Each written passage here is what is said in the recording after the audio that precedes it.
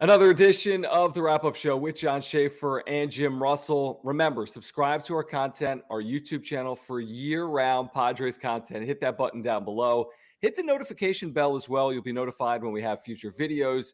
And of course, give us a thumbs up and subscribe to our content on Twitter at John Schaefer, at Jim Russell SD. The question today: does Peter Seidler have too much faith in his general manager, in Peter Seidler? This is what Peter Seidler said yesterday as we pull up the tweet. AJ's job is as safe as any general managers can be. I 100% believe in him, 100% trust him, and that's not because I'm blindly loyal. It's because I put a professional microscope on him as an executive, and I see a ton of great qualities.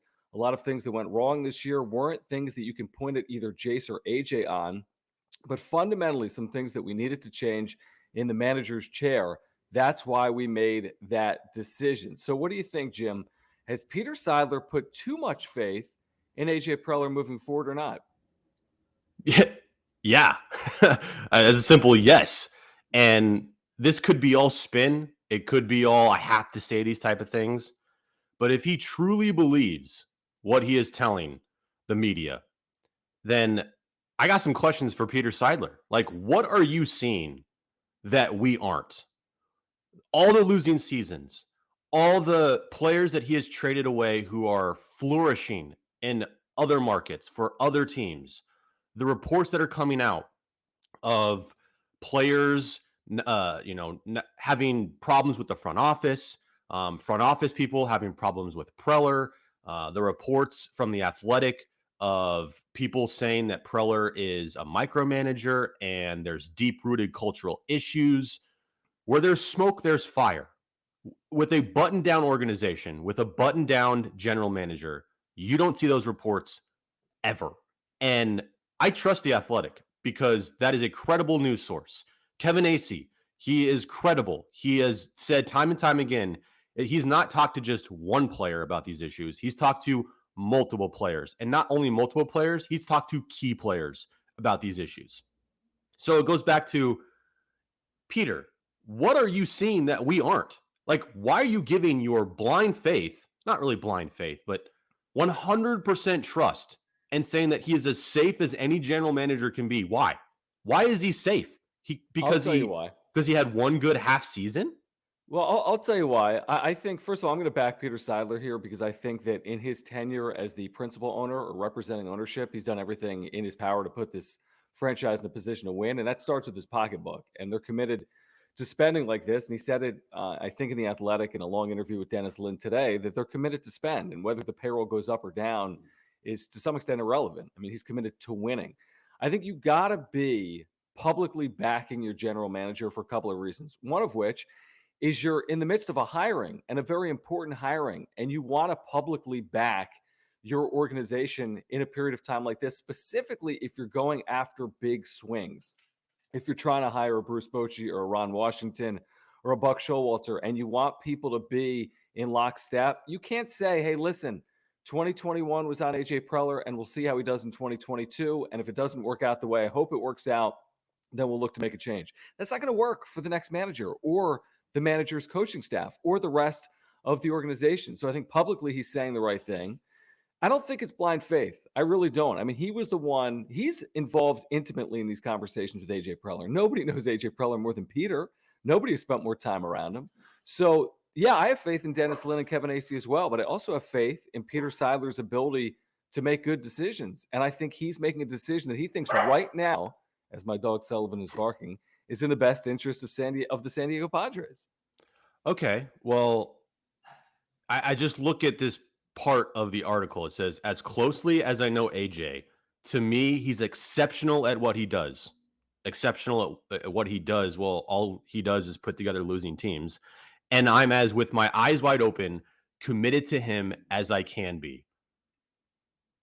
I just go back to the why question. Like, what? And I understand the point. And yes, I agree with you that you can't go out and just bash your general manager when your general manager needs to go out and hire another manager. And this has to be the right guy. Like, you get no more chances. Like, if AJ messes this up again, then there's no choice but he has to be fired. And I'm just worried that if he does mess up again, if AJ does mess this up again, which his track record shows that he messes up all the time. He might have a couple good moves here and there. And yes, pulled off the Tatis deal, but no one knew what Tatis was going to be at the time. Yes, the Manny deal was the biggest deal he's ever made. That's great. But it's not translated to winning. None of these moves has translated to a winning organization. And what AJ Preller said yesterday, as far as we want to, and same thing with Peter Seidler, they both said this, that they believe the 2021 season was an aberration going forward, and that this past year wasn't truly who the Padres are. Well, what maybe the 2020 season was actually the aberration, because who you are as a franchise and who you are right now with AJ Preller in place and Peter Seidler fully trusting him to literally do whatever he wants is a losing organization. That is who you are at this very moment. Last year, I don't believe was an aberration. I believe that was more towards the truth of what this team really is than not. They have great players, okay, but they don't have all the right pieces. You can put a bunch of great players on the team that never always leads to success. You look at, historically, Mike Trout and Shohei Ohtani are on the same team. The Angels suck. I know Trout was hurt this year, but still, like, putting just great players on a team doesn't always equal to winning. You need to have all the right pieces, and AJ Preller has never shown he can put the right pieces in place to have a winning team. That's why, to me, it's concerning to hear Peter Seidler say those things about AJ Preller when he doesn't have the resume to back up the faith that he's getting from Peter Seidler. Well, let's see what 2022 brings, right? I mean, because you knew he was coming back in 2022. We could ask these questions at the end of the 2022 season about AJ Preller if 2022 looks like 2021. But the fact of the matter is 2020 does count. I mean, it did exist, and the Dodgers won the World Series in 2020, and every Padres fan would have claimed the World Series if they won it in 2020. That's fact. Nobody put themselves in a position to play a 60-game season. And guess what? 2022 might not be 162 games because of the CBA. And guess what? When it starts, everyone's going to claim it to be a legitimate season. He's got to have 2022. Everything you said is accurate. I'm not fully convinced the hire he's going to make is the best one for the organization. I'm not fully convinced this team can make up 27 games, obviously, on the Giants or the Dodgers. But I do think, based on Seidler's backing before this season, the promotion and the extension through 2026, and what we've said really for months, yeah, we might not think he did a good job in 2021, but neither of us thought he was going to go prior to 2022. So now prove it. Now show us that you can build around your core. Can you win with Fernando Tatis Jr.? That's the critical question. Can you build? Not can you win. You can win with Fernando Tatis Jr. Can you build around Fernando Tatis Jr.? To your point, the Angels have never built around Mike Trout or Shohei Ohtani. Build around Tatis. Find the complementary pieces that put you in a position to win. You don't have to win the division in 2022. It's not going to be easy. They can win 95 games next year and once again be in either second place or third place in the NOS. But they do need to make progress. They do need to take a step forward. And I think he deserves 2022. I get it. It's been bad. Public facing, it's easy to bash AJ Preller. I've been as critical of AJ Preller as most people. You've been even more critical. But the idea that he was supposed to lose his job based on 2021, I never expected that, and I want to see what he does in 2022. At that point, I'll have a firmer thought on whether he should stay or go. I was never going into the 2021 season thinking that if this thing doesn't go right, that he should lose his job. I never thought that. Like, I did have faith in Preller as far as, like, okay, this is going on the right path here. Like, 2020, I thought was the start of fixing things. Like, the first 5 years were really bad. And let's be real here. They weren't even trying to contend. This was a team they just put on the field and just get through 162 games. But I thought 2020 was a little bit of a turning point. I didn't think it was like the biggest turning point for this franchise where, like, oh my gosh, this is now a World Series contender every year. But then you build the roster that you do and you start thinking to yourself, okay, like, this could be something here. But just the way this season happened and what happened in this season and the reports that came out and that report from The Athletic and then firing another manager, like, that was the final straw for me as far as trusting AJ Preller, because it was on thin ice to begin with. And if he made any more mistakes with this franchise, it was over. It was done. There's been too many that he has made where to me, you can say, you know what, another year. But hey, he's getting another year, whether we like it or not. And you're right. If this doesn't work, which who knows, like, I don't know if it's going to work. You don't know if it's going to work. Neither do I. I don't even think he knows if it's going to work, to be honest. Then it's a fait accompli. You gotta go. And Peter can't come out with the same message next year if they finish, like, even if they finish next year 85 wins. Okay, first winning season in franchise with AJ Preller as the GM, but then they missed the postseason by 7 games. Is that good enough for you? Because to me, it's not.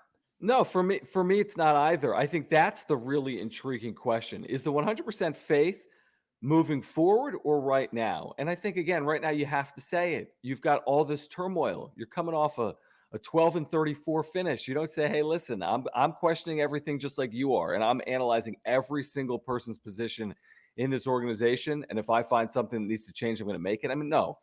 I don't think they're at that spot today, considering their GM is under contract through 2026. I'm with you. If 2022 looks like 2021, I will be the first one to say you need to make a change with your president of baseball operations and general manager. I'll be the first one to say that if 2022 looks like 2021. Now, I'll also say this, that if he gets this team to the postseason in 2022, it's at least reasonable to consider what Peter Seidler said and AJ Preller, that this is the aberration. It's at least reasonable to say that if they can get this franchise back to the postseason for a second time in 3 years. Are they going to win a World Series next year?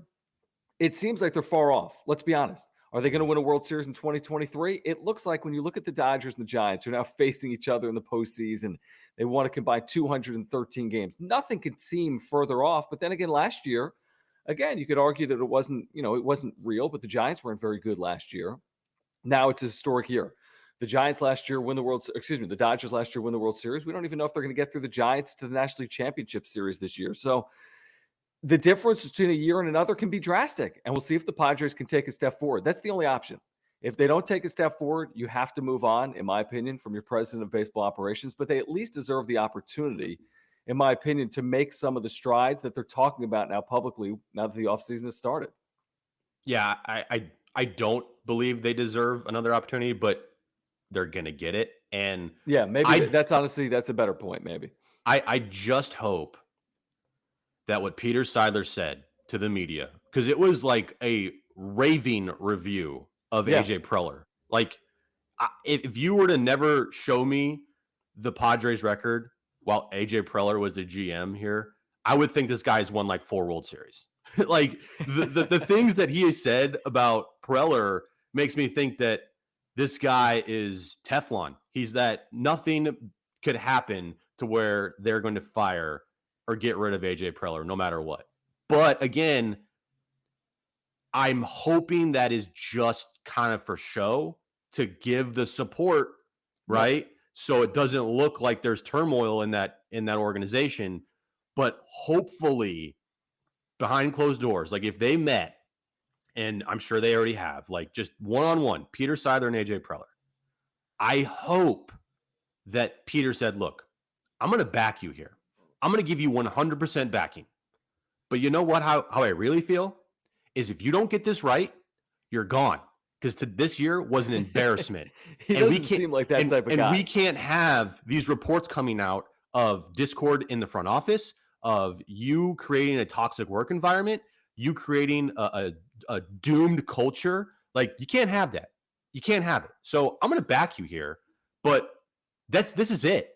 You get it right or you're done. And like you said, I don't think Peter said that. I don't think that's what he said. I mean, you were right. He's too nice of a guy. That. Yeah, and I that's what I'm hoping he would have said. Here's what's more important, Jim. Here's what's most important. I'm telling you, this is what's important right now for the Padres. Figure out 2022. And the offseason moves you make need to all be ones that help you now, right? This isn't about 2023 or 2024. You know, you could extend to Joe Musgrove. You got to determine what pieces need to be here for 2022. I'm not worried about 2023. Button up this bullpen, have 6, 7, 8 serviceable starting pitchers or veterans, right? Get rid of Hosmer. Have some backup. Eric Hosmer has Gotta to be a go. priority, and if you can't move him, you might have to part ways with him. I'm with you there. So it's about 2022. I don't care about 2023. It's about 2022. Make sure you've got the health to put this franchise in a position where they can win on field next year. It's not going to be easy. I think that this, from a managerial perspective, you could get some no's before you get yeses. This is not exactly the most desirable job right now based on the state of the Padres. They need to find a manager that can get this team playing the baseball that they're capable of playing. We forget July 30th, they were one of the better teams in the National League. And then they were the worst team in baseball for the last 2 months. Find someone that can turn a 4-month season like they played this year into a 6-month season, and then get into the postseason in 2022. There is work to be done. They have to improve in 2022, or I think Peter Seidler might change his tune. Yeah, and the roster reconstruction of this team is the number one priority. It has to be, like you said, bullpen, starting pitching, get rid of Eric Hosmer. Those There are you my go. top priorities in the offseason. Oh, and I'm a with power you. bat. I mean, there's a lot when you really get into the particulars, and we will, because we're going to do Yeah. this all year long, all off season long. So if you haven't subscribed yet, please do so. Subscribe, hit that notification bell. You'll get that year-round content. Give us a thumbs up as well. Follow us on Twitter at John Schaefer, at Jim Russell SD. The question today: has Peter Seidler put too much faith in AJ Preller? Reply in the comments section below. We'll have plenty more on this. Subscribe to the Wrap Up Show on YouTube, also on the iHeartRadio app. And for Jim Russell, I'm John Schaefer. You've been watching another edition of the Wrap Up Show.